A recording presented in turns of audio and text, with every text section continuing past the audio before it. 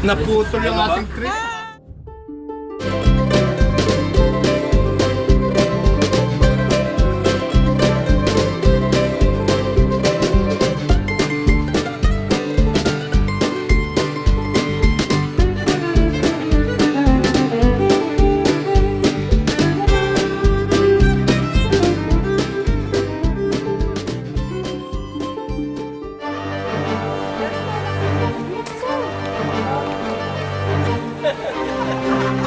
Yan, naka-record.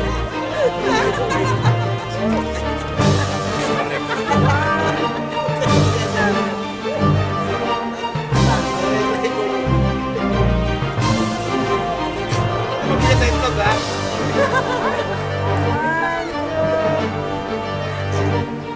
Sorry, sama ka muna.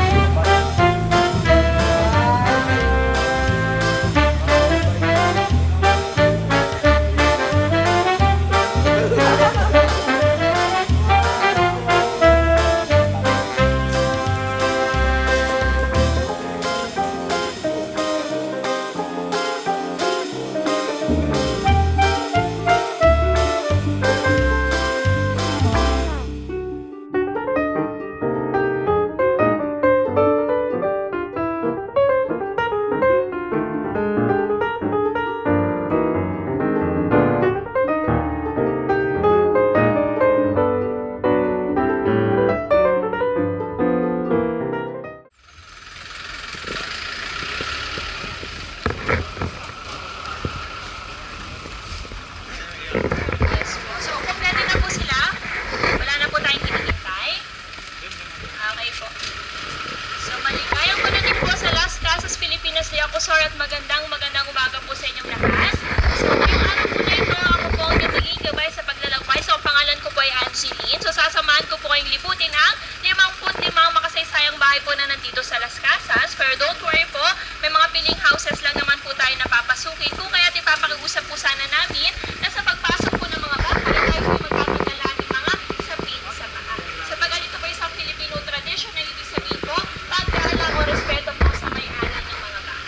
So ito po pala ang lugar na liliputin natin pag may-ari po siya ni Mr. Jose Rizalino Acosor, also the CEO po of New San Jose Builders. So nakakuha po ni Mr. Acosor yung idea po sa pagbuo ng Heritage Village dito sa pagbisita niya po sa iba't ibang bansa at mga heritage sites. At dahil tayo po sa hilig at pagmamahal sa mga sinaunang bahay, nagsimula na po siyang mangolekta ng ilan na lamang po natin mga sinaunang bahay dito sa Pilipinas na kung hindi po napabayaan ay tinirhan na lamang po ng mga informal centers. So yung tayong hatigaan po ni Mr. Acosor sa pagbuo po ng resort na ito ay upang ipaalala po muli sa atin ang kahalagahan ng mga sinaunang bahay po dito sa Pilipinas. So yung ating pong pamamasyal, nahati po ito sa dalawang bahagi. So yung unang bahagi po yung ating Estero de Binondo Tour at ang ikalawa naman po yung ating Heritage Tour. So start po natin sa ating Estero de Binondo. So yung lugar po kung nasan tayo ngayon, mula po dito sa Building 1 hanggang doon po sa Building 10 natin. So ito po yung ating Estero de Binondo at ganito po ang itsura ng Binondo, Manila noon o mas kilala po natin bilang Chinatown. At mas lalo pong nakilala ang Binondo, Manila nung mabuo po yung ating Jones Bridge o tinatawag po noon na Fuente de España para pagdugtungin po ang Intramuros at Binondo, Manila. Dahil po doon, mas napabilis po yung kalakalan or tradings po sa Binondo, Manila that time at nakilala po sa Philippine architecture ang mga aksesoryas. So ano po ba aksesoryas? Sila po yung makikitid na gusali na may 2 hanggang 3 palapag na mas kilala na po natin rental houses or mga hotels po. Kung andito po sa resort, may mga replicas po tayo ng mga aksesoryas na makikita po noon sa Binondo, Manila during the Spanish era. So for example po, itong Building 1 po natin, ito yung ating La Fiesta del Sol 1, hango po sa aksesoryas si Don Hilario Sunico. So si Don Hilario Sunico po yung master, nagsimula po siya sa pagpudyan isa nga sa mga properties po nila, binili po ng Manila City Hall for road widening project. So sila po yung nagkasundo sa halagang 119,173 pesos and 50 centavos. However po itong si Manila City Hall, binayaran lang po sila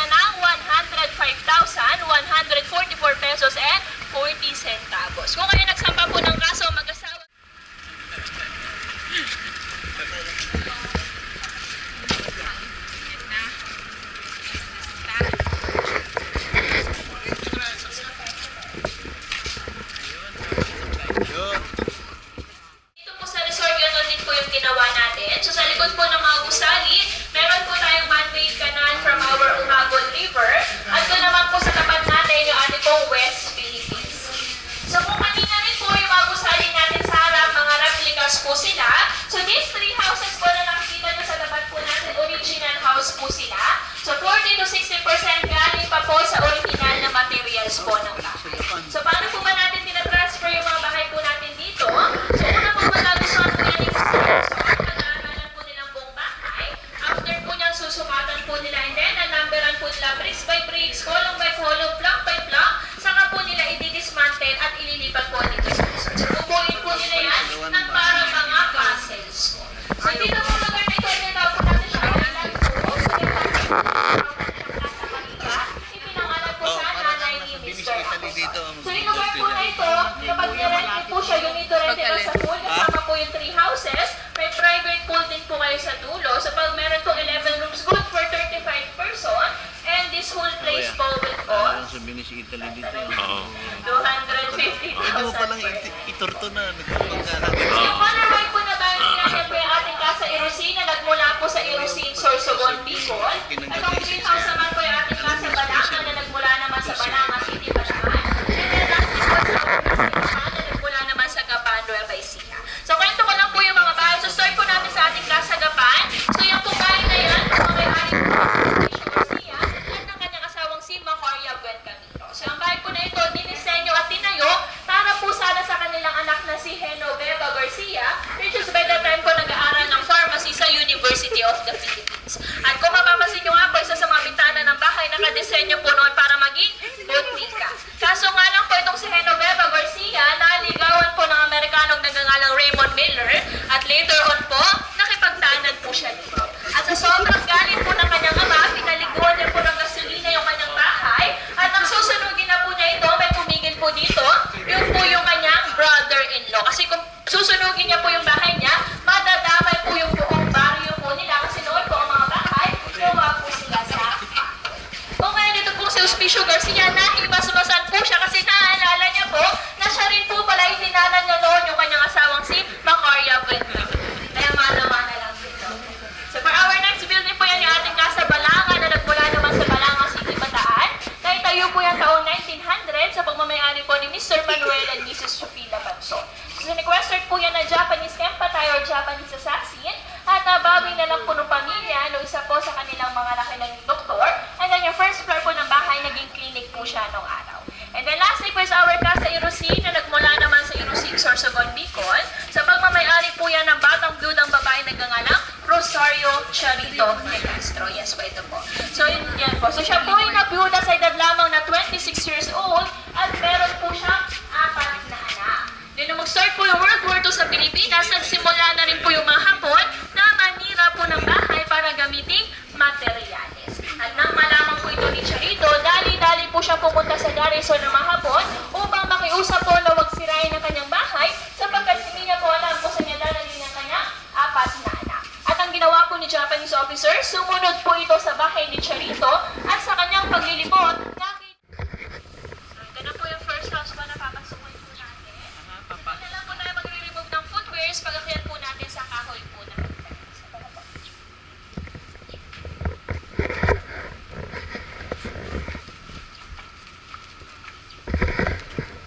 Dito na po. Dito na po.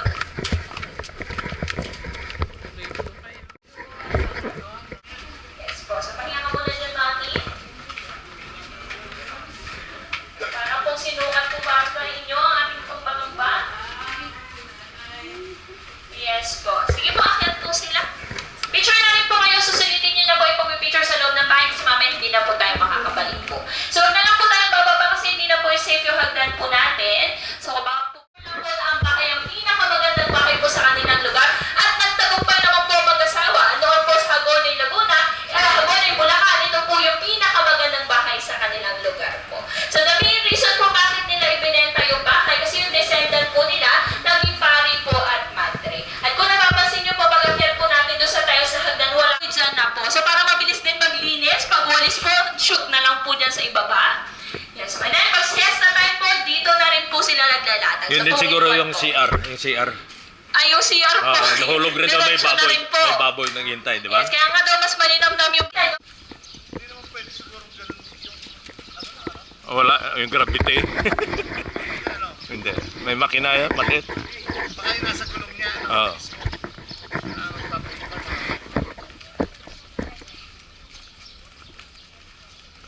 Yung pa yung mga Nandun